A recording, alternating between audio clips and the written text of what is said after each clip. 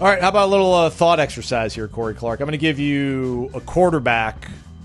All right. And you either pick between him and Mike Norvell or Thomas Castellanos and Gus Malzahn, who you'd rather have, all things equal, on the Florida State roster. Say it again. What's the I'm going to give you a quarterback, and he's going to be matched up with Mike Norvell. It's like those two guys. That's a quarterback, and that's a signal caller. That's the offensive coordinator, play caller. Mike Norvell and the quarterback I'm about to give you versus Gus Malzahn and Tommy Castellanos. Oh, okay. All based on operating under the guys and everything else that Florida State has on their roster. Nothing else changed. Okay, gotcha. All right. Do you take Tommy Castellanos and Gus Malzahn or Mike Norvell and Cade Klubnik? Klubnik. Okay. Cade Klubnik, the number one quarterback this season, according to Greg McElroy. He released 10 quarterbacks. Yeah, he was good the last half of that season. Yeah. I thought he struggled early, right? I felt like he did. He kind of looked like the same guy from 24 or 23, who wasn't very – I mean, he's kind of the reason Florida State beat them up there in 23. But, yeah, he turned into a nice player the last year for sure. He didn't beat us up there in 23. No, I'm saying he's kind of the reason Florida State won that game. Oh, he didn't play well at all. Yeah, he was rattled. His defense played that out of their mind. It was awesome. Great defense, all-time defense. Well, they didn't play all that well until Deloach lit them up. And then they settled for the field goal, and the kid shanked it. It was funny. That was going to be an all-time storybook ending, too, and then the kid missed the field goal. Tommy Castellanos and Gus Malzahn or Mike Norvell and Sam Leavitt?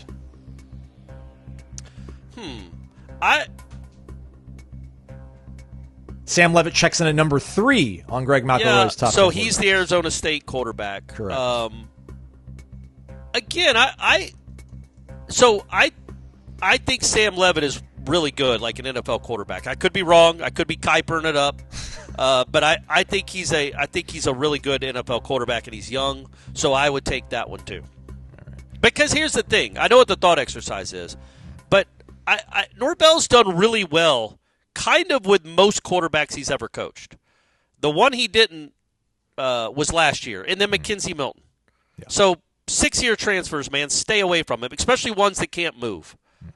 But when you can move, and I know Jordan Travis is basically it is all he's won with here. His record without Jordan Travis is preposterously bad.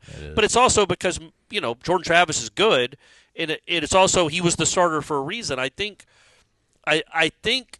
Well, anyway, go ahead. Next one. Tommy Castellanos and Gus Malzahn versus Mike Norvell and LSU's Garrett Nussmeier. The Gus and Tommy. Okay.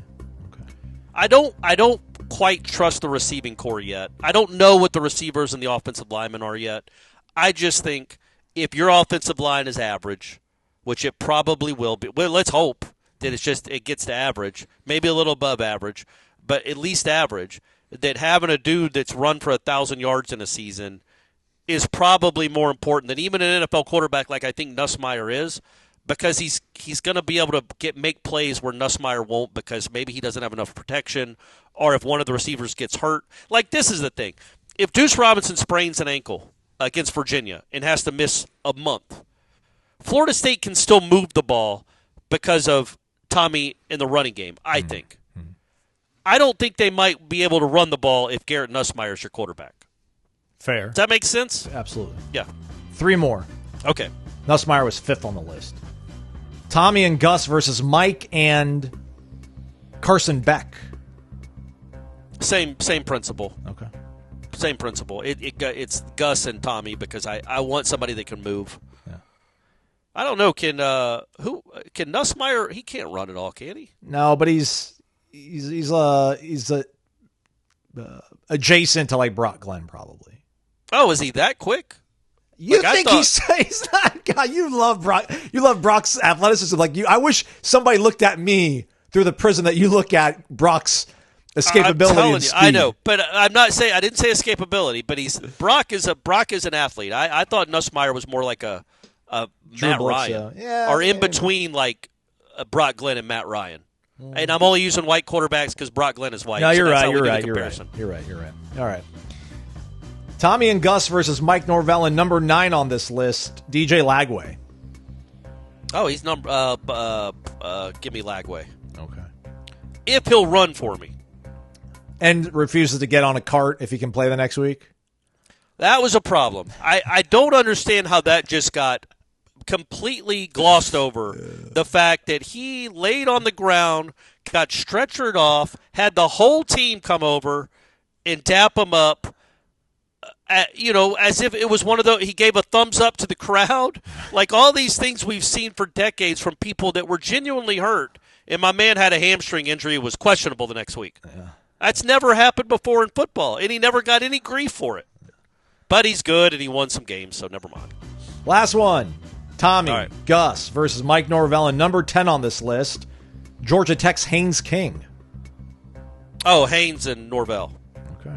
Oh, I think Haynes would be perfect for Norvell. Yeah, I like right? Haynes. Yeah, shout out to him for sticking around there. I'm sure if he would enter the portal, there would have been a lot of people after him. So I appreciate him kind of hanging around. I guess it's a two-part thing, thought exercise, but then also, I've been very critical of Mike Norvell, probably hypercritical, but I go back and I think about what they were in 2023, obviously 2022. I think 2022 is more along the lines of how we should look at projecting and hoping that this team will play. And I think there was still so much fear that Jordan Travis might run the ball. This might be the week finally he's going to run the ball. He hasn't the last 6 weeks, but maybe this is the week. And he would get into the right play. Trey Benson would follow the pulling guard and off to the races they kept going, right? And it feels like whatever Tommy might lack, I think Jordan might have been a little bit more of a respected passer than Tommy, but just marginally in 2022. Yeah. But they were the same going into 2022. They were thought of the same. Yeah. So Tommy's going to bring you that legitimate threat that should make this run game, I don't call it foolproof, but very much position for success. So when I think about what this team can be, and did Mike Norvell lose his mojo? And it's like, well, he obviously could not figure things out with the quarterbacks that he had.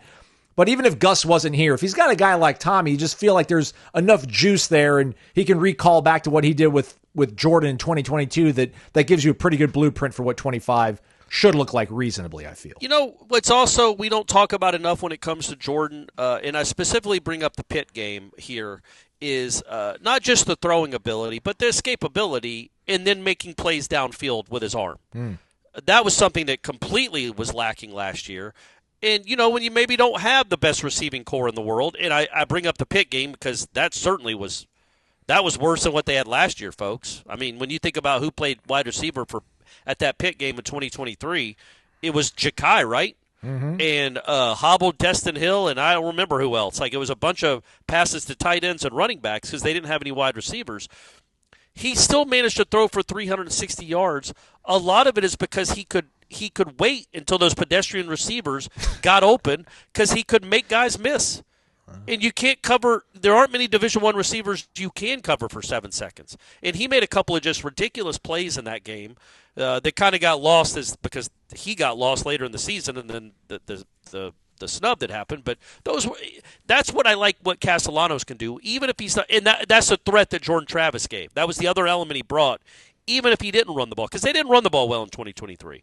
Benson had some big plays, but overall, I think they were like, I don't know, they weren't. I don't even think they were middle of the pack in the country in rushing. They weren't, and so they didn't really have that in 2023. I think they'll be a better rushing team this year because I think Castellanos is a more willing runner and, frankly, a better runner. He's a better runner than Travis was, and that's saying something because Jordan was good. But I don't know that he'll be able to make those.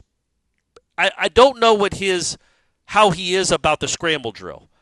And when he scrambles, how often is it scrambling to run, and how often is it scrambling to hit Deuce Robinson for a 50-yard gain? And how responsible he is. Because Jordan didn't get on tilt when he would scramble. Like, he was surprised. I mean, he looked very frenetic, but like he was still focused and made a lot of good decisions. Like, can Tommy do that? That's a big question.